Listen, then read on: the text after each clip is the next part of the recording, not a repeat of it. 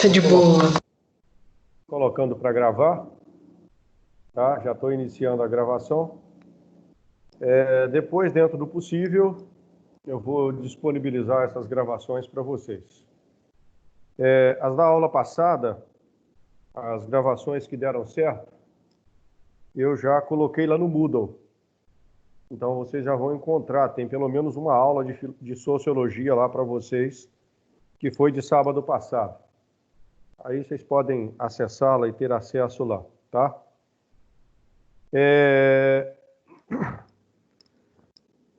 Bom, vamos lá. Hoje nós vamos começar a trabalhar com vocês sobre Émile Durkheim. Aula passada nós trabalhamos Augusto Comte. Hoje a gente inicia com vocês o Émile Durkheim. Na aula passada nós vimos com vocês no que diz respeito ao Comte, nós vimos as principais influências recebidas por ele, que eu resumi na Revolução Francesa, mais precisamente em dois caras da Revolução Francesa, que é Henri de Saint-Simon e Jean-Jacques Rousseau.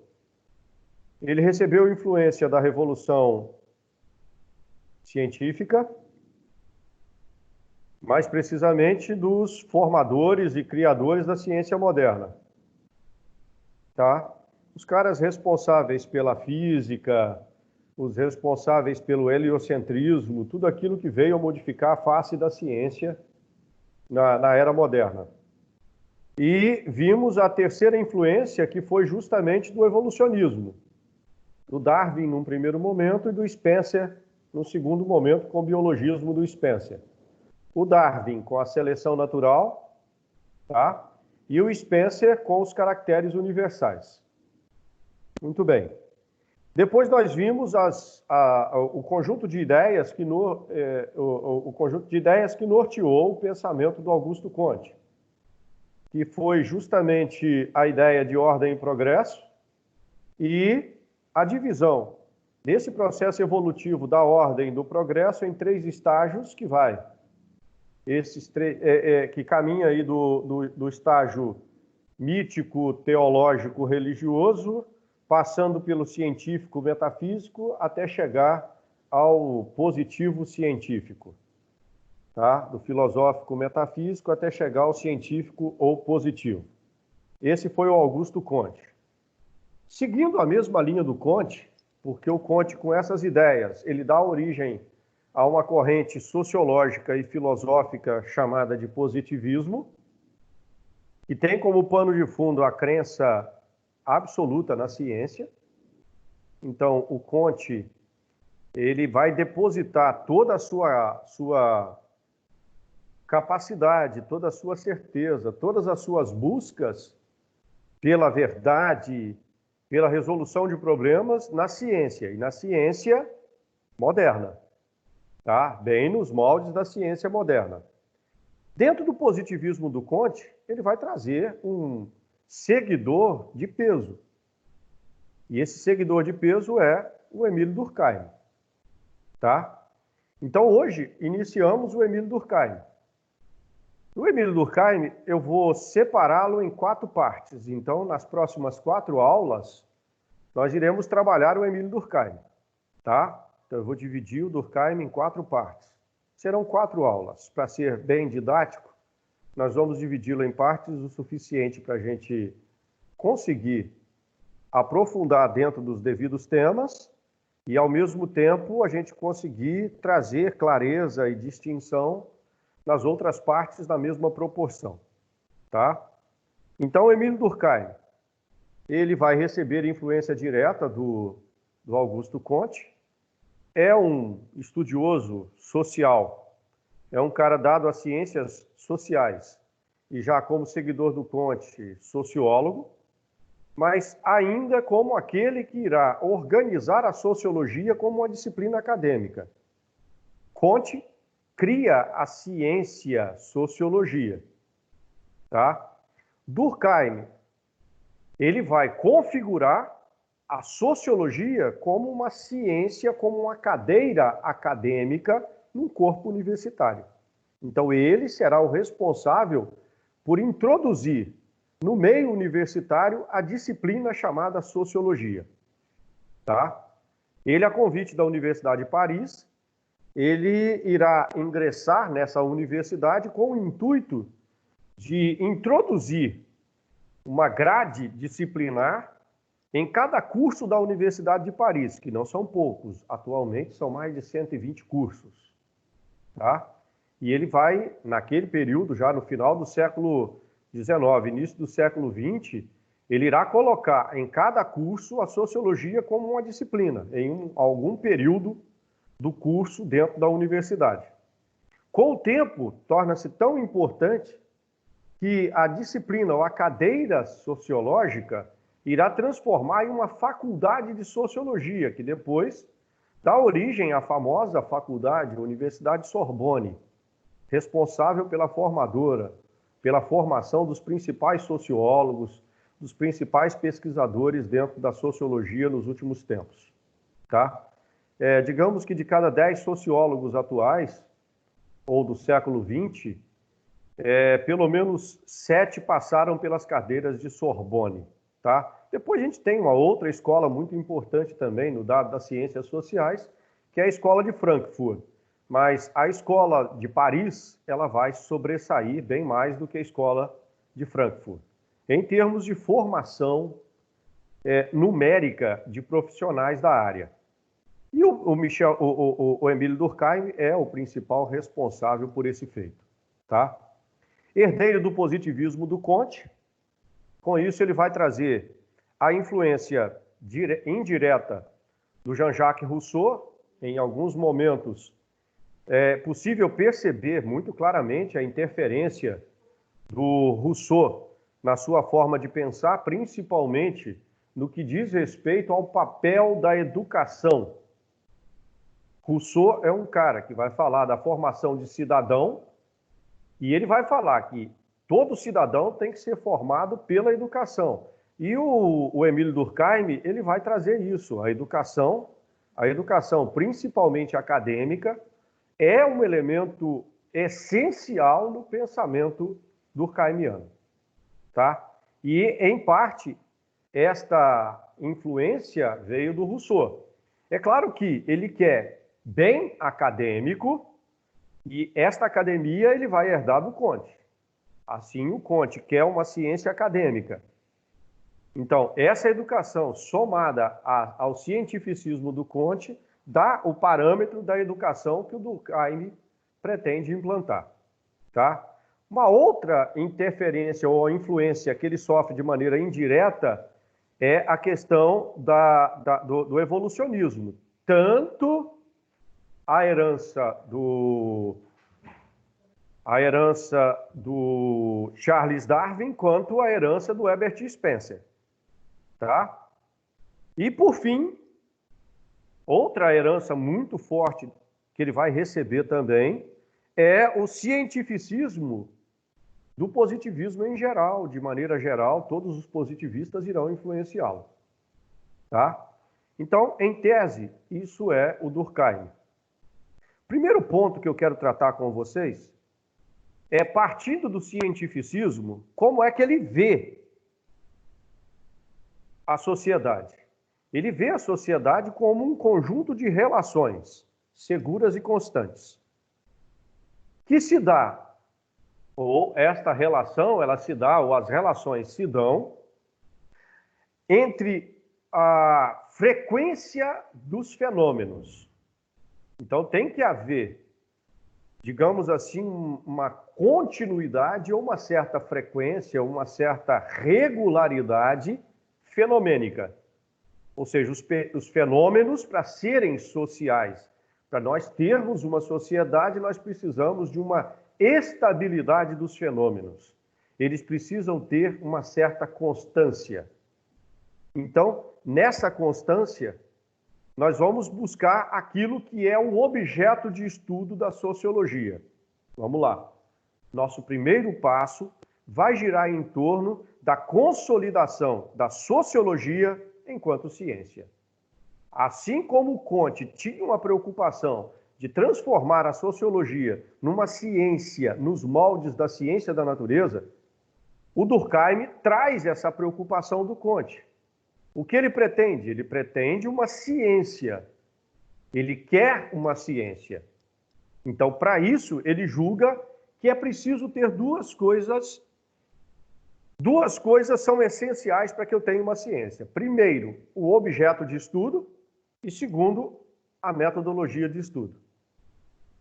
E ele irá se preocupar em encontrar esse objeto de estudo e em estabelecer os parâmetros metódicos para o desenvolvimento do estudo desse objeto.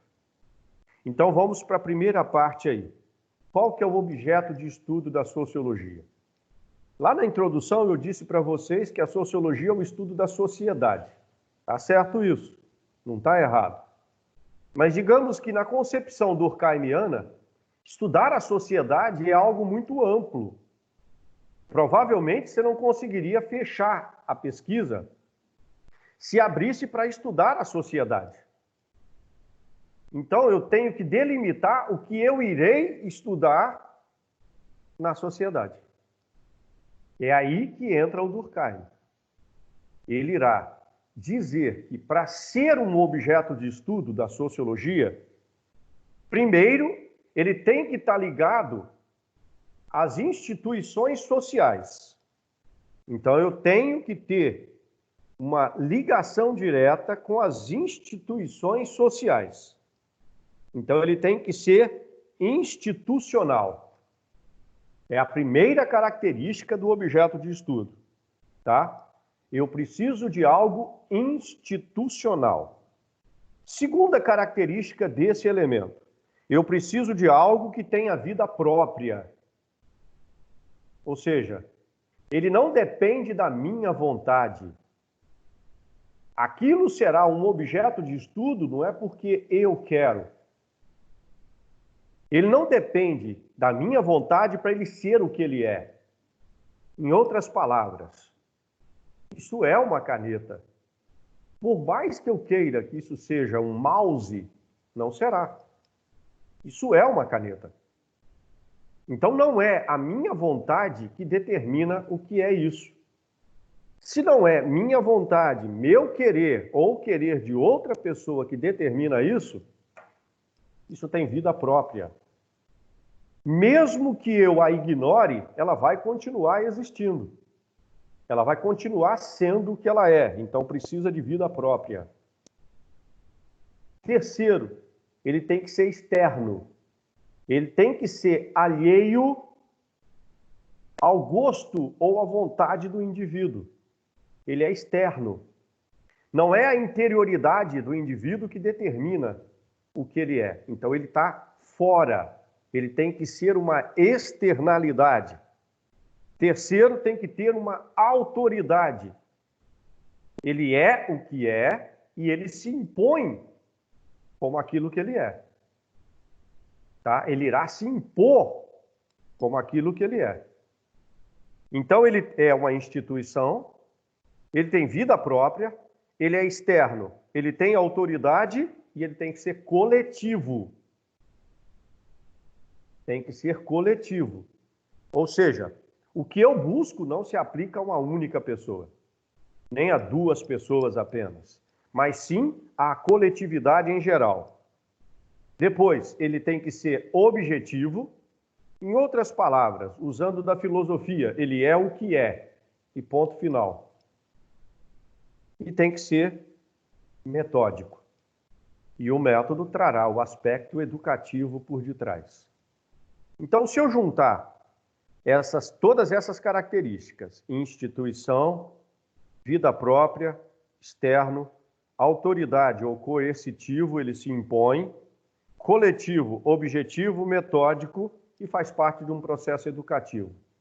Quando eu junto todas essas características, eu tenho o que o Durkheim chama de aquilo que pode ser explicado, justificado e fundamentado. aquilo que é racional, aquilo que tem razão, que se explica por uma racionalidade, por uma cientificidade. Segundo ele, este é o meu objeto de estudo, ou seja, é um fato social. Um fato social. E o que é o fato social? Aquilo que se manifesta, aquilo que se coloca diante de mim como ele é. Certo? Então, para o Durkheim, é o fato ou fenômeno social. Este é o objeto de estudo da sociologia. Então, primeiro ponto, guardem bem isso. O objeto de estudo da sociologia tem que ser um fato social. E enquanto fato social, ou seja, é sociável, é socializável, é uma instituição social, ele tem que ter vida própria, tem que ser externo, tem que ter autoridade ou coercitividade, tem que ser coletivo, tem que ser objetivo, ou responder à pergunta o que é, tem que ser metódico, e o método conclui um processo de educação e de formação. Então, este é o objeto de estudo da sociologia. Tudo que se encaixa nestas características é o objeto de estudo da sociologia. Então, eu vou considerar, meu objeto de estudo é a sociedade. A sociedade é muito ampla. Eu preciso ser mais específico para que eu possa iniciar uma pesquisa e concluir aquela pesquisa. Então, ele vai determinar. O objeto de estudo da sociologia é o fato social ou o fenômeno social. Ok? Segunda parte, vamos entender a importância da educação dentro desse processo. Tá? E aí, como eu já disse anteriormente, isso é um pouco a herança do liberalista Jean-Jacques Rousseau, que acredita que para eu ter uma sociedade eu preciso de cidadãos, eu preciso de cidadania. Só que cidadania, ninguém nasce com ela. Cidadania é uma aquisição. E como é que se adquire cidadania? Pela educação. É pela educação que nós vamos adquirir cidadania. Ele vai pegar essa base, que a educação é quem forma, tá? Nós vamos lembrar que no Conte eu disse para vocês que todos os problemas podem ser resolvidos cientificamente, só que para ser um cientista eu preciso do meio acadêmico. Então eu vou precisar da base formativa, que é a educação, mais a cientificidade. Com isto, eu crio o ambiente acadêmico. As universidades, as escolas. É onde, na verdade, nós vamos nos educar para perceber o que é o objeto de estudo. Então, a educação é o caminho acadêmico para você ser capaz de desenvolver as medidas necessárias para o entendimento da sociedade e para a resolução dos problemas da sociedade. Então, dentro do positivismo, pessoal, a educação é peça-chave para a compreensão de todo o processo de superação das dificuldades. Por quê? É pela ciência que se forma cientista, é pela educação que nós vamos formar as pessoas capazes de compreender os processos e capazes de buscar uma solução para os processos. Então, sem se distanciar do Conte, ele de novo traz a ciência como aquela que irá resolver todos os problemas sociais. Então, existem problemas? Existem. Falta o quê? A compreensão científica. Então, para isso, nós vamos ter que formar cientistas. E a educação é que vai nos fazer compreender todo esse processo para internalizarmos os padrões, para assim fazermos a sociedade caminhar como deve. Bom, só que todo o processo educativo é preciso dentro dele que haja principalmente a característica essencial da ciência. Lembra, ele é um positivista. Tudo nele passará pela ciência. Nós já determinamos o objeto de estudo. Eu já determinei com vocês o objeto de estudo, que é o fato social ou fenômeno social. Tá? Fato ou fenômeno é aquilo que se coloca diante de mim. Para que eu possa fazer o estudo adequado desse fato, desse fenômeno, o que eu preciso? Eu preciso de uma metodologia adequada. Então, ele já determinou o objeto de estudo, falta agora ele determinar a metodologia para estudo. E aí a preocupação dele é bem clara. Ele quer um método próprio da sociologia. Ah, já não tinha? O Comte já não havia determinado? Não. O Comte copiou o método da ciência da natureza. O Comte, ele praticamente vai copiar o método da ciência experimental. O método experimental da ciência da natureza. Tá? É o que o Comte vai fazer. Durkheim vai dizer que é preciso que a gente desenvolva um método próprio para a sociologia. Se eu quero uma ciência, eu preciso que esta ciência tenha vida própria. Para isso, ela vai precisar de um método próprio. Certo? Então, aí está a segunda grande preocupação do Durkheim. Criar um método capaz de dar à sociologia a consistência ideal, ou todas as características necessárias para que ela seja uma ciência de verdade. Então, vamos construir o método. O que ele precisa? Ele precisa de algumas características. Primeiro, o nome que ele dará ao método é o método descritivo. Então, o que o método descritivo faz? Ele descreve. Ele irá descrever. Então, o método descritivo descreve. Então, tem um nome, o método sociológico proposto pelo Durkheim? Tem, método descritivo. Então, nós vamos trabalhar com o quê? Eu vou colocar algo diante de você, vou colocar diante de você um fato social. Você, enquanto cientista, deverá fazer o quê?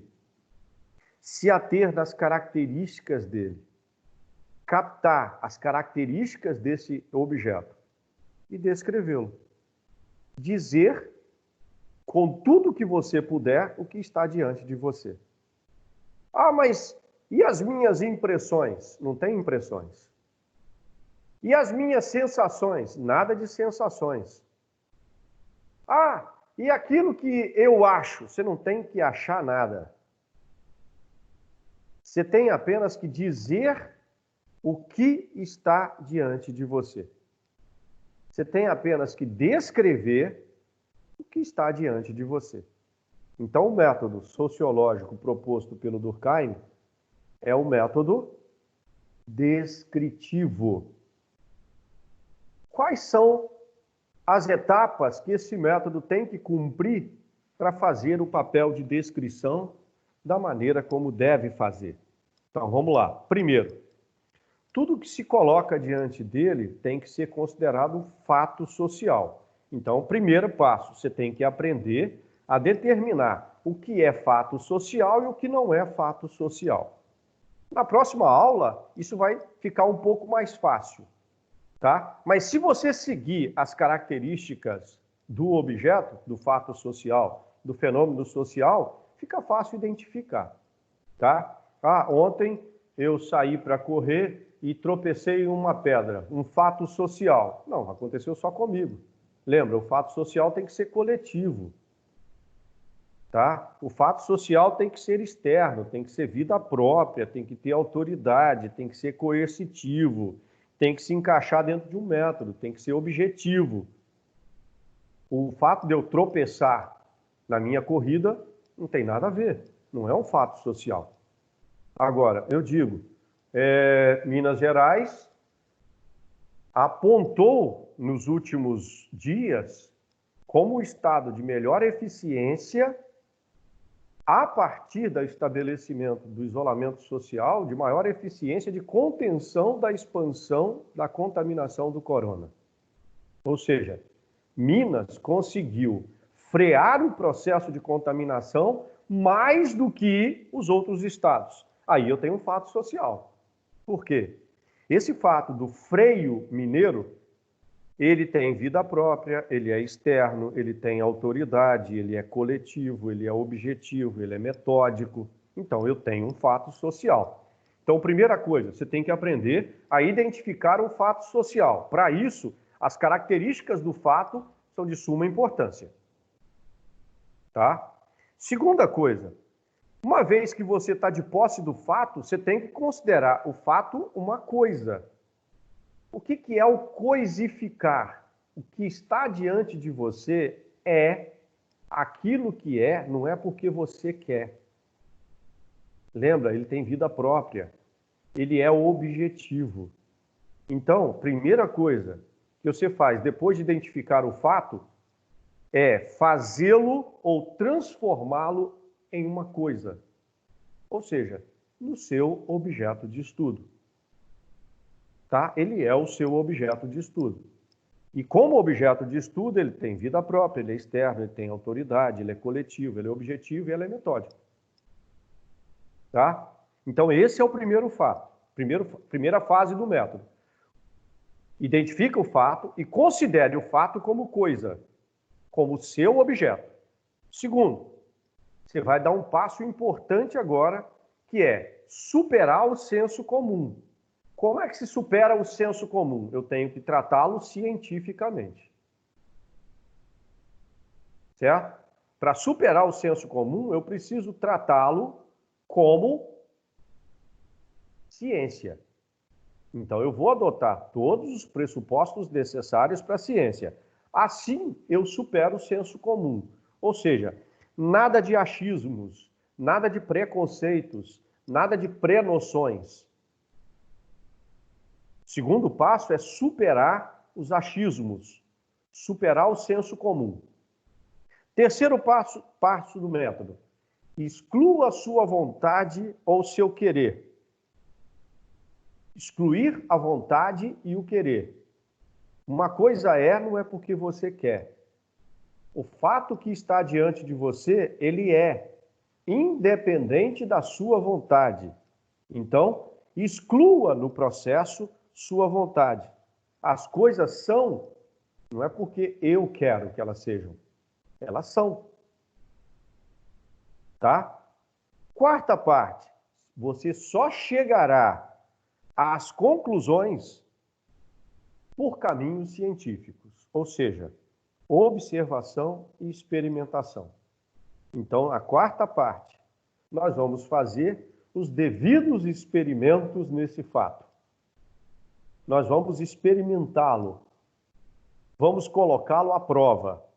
E, por fim, após considerá-lo coisa, superar o senso comum, excluir a vontade e utilizar as vias científicas de observação e experimentação, eu vou verificá-lo, vou verificar o que ele é. E uma vez que eu verifiquei o que ele é, eu passo a descrevê-lo, com um detalhe, sem julgá-lo, sem emitir juízo de valor, sempre juízos de fatos, nunca juízos de valores, tá? Você nunca acha nada, você diz o que está diante de você. Juízos de fatos. Então, recuperando, o método é um método descritivo. Para ser um método descritivo ou método sociológico, nós vamos ter que considerar o fato como coisa, temos que superar o senso comum, temos que excluir a vontade e o querer, só chegar às vias de fato por caminhos científicos, observação e experimentação, verificando o que a coisa é para assim descrevê-la. Ok? Essa seria o que eu chamei aqui de a primeira parte do Emílio Durkheim. Tá? Bom, a partir de agora, vamos às perguntas de vocês. Querem fazer alguma pergunta a respeito do que já foi trabalhado do Emílio Durkheim? Fiquem à vontade a partir de agora.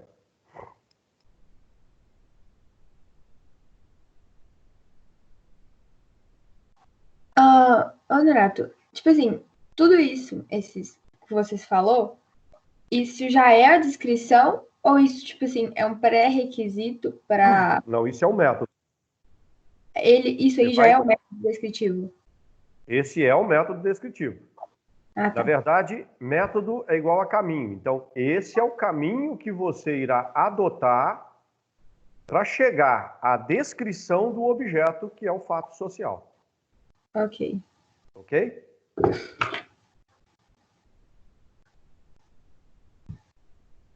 Mais alguma pergunta?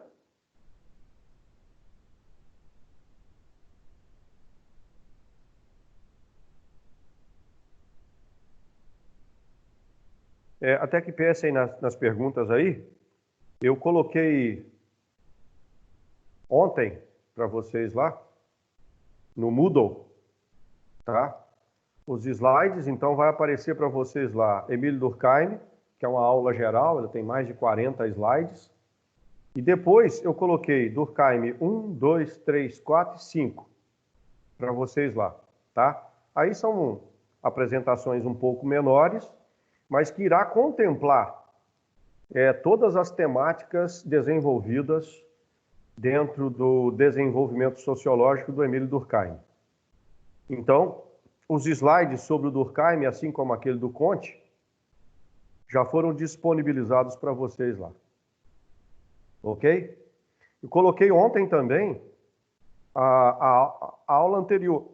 Então, já disponibilizei pelo menos uma gravação da aula de sábado de Sociologia para vocês lá. Tá bom? Ok.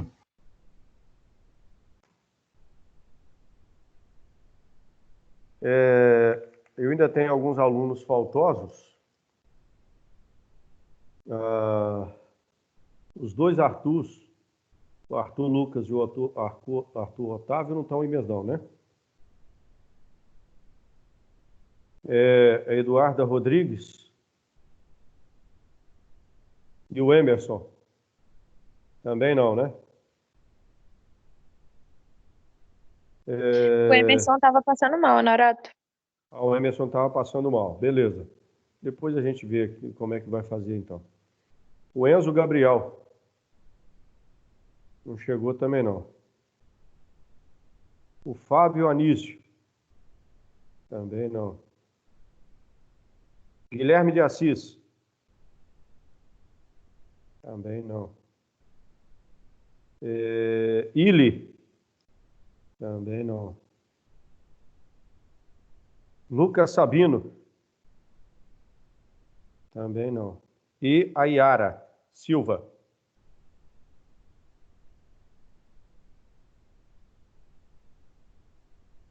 Bom, pessoal, se vocês não têm mais perguntas, obrigado pela presença e até daqui a pouco.